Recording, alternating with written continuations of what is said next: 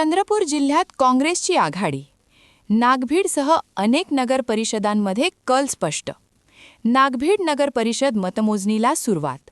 काँग्रेस 9 जागांवर आघाडीवर. चंद्रपूर जिल्ह्यात बहुतेक नगराध्यक्ष पदांवर काँग्रेस पुढे, भाजप पिछाडीवर. नागभीड नगर परिषदेसह चंद्रपूर जिल्ह्यातील विविध नगर परिषद व नगरपंचायत निवडणुकांच्या मतमोजणी प्रक्रियेला आज सकाळपासून सुरुवात झाली आहे. सर्वप्रथम टपाली मतमोजणीला प्रारंभ करण्यात आला असून त्याचे प्राथमिक आकडे दर 15 मिनिटांनी समोर येण्याची शक्यता आहे. टपाली मतमोजणीनंतर मतदान यंत्रांची उघडणी करण्यात येणार असून दुपारी 2 वाजेपर्यंत संपूर्ण निकालाचे चित्र स्पष्ट होण्याची शक्यता व्यक्त केली जात आहे. नागभीड नगर परिषदेमध्ये एकूण 20 नगरसेवक व एका नगराध्यक्ष पदासाठी निवडणूक झाली असून 5 फेऱ्यांमध्ये मतमोजणी होत आहे. पहिल्याच फेरीत नगराध्यक्ष पदासह नगरसेवकांच्या मतमोजणीला सुरुवात झाली आहे.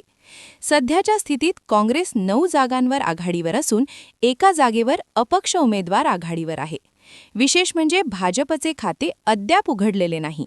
नागभीड नगराध्यक्ष पदासाठी काँग्रेसच्या सौ स्मिता खापर्डे आघाडीवर आहेत. चंद्रपूर जिल्ह्यातील इतर नगर परिषद व नगरपंचायतींमध्येही काँग्रेसचे वर्चस्व दिसून येत आहे.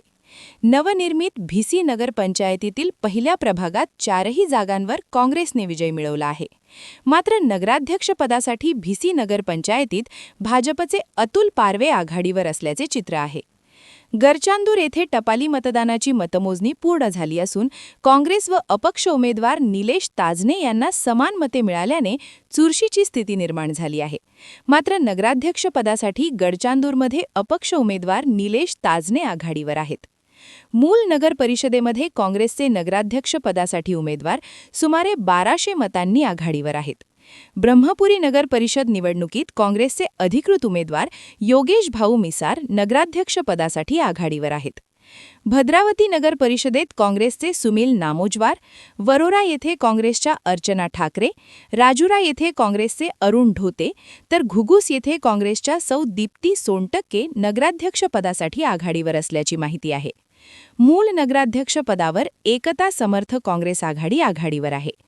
एकूणच चंद्रपूर जिल्ह्यातील बहुतेक नगर परिषद व नगरपंचायतींमध्ये काँग्रेसने सुरुवातीपासूनच आघाडी घेतल्याचे चित्र असून दुपारी 2 वाजेपर्यंत अंतिम निकाल स्पष्ट होणार आहे. ग्रामायण प्रतिष्ठान VIA एग्रो फोरम के सहयोग से आयोजित कर रहे हैं ग्रामायण उद्योग एक्सपो 26 से 30 दिसंबर। यहाँ एक ही छत के नीचे मिलेंगे नर्सरी प्रोडक्ट्स, मसाले, bamboo items, house hold goods, clothing, food, Ayurvedic, cosmetic, artisan products and more. Be vocal for local end visit Gramayan उद्यम एक्सपो 26 से 30 दिसंबर, कुसुमताई वानखेड़े सभागृह, धरमपेट, नागपुर।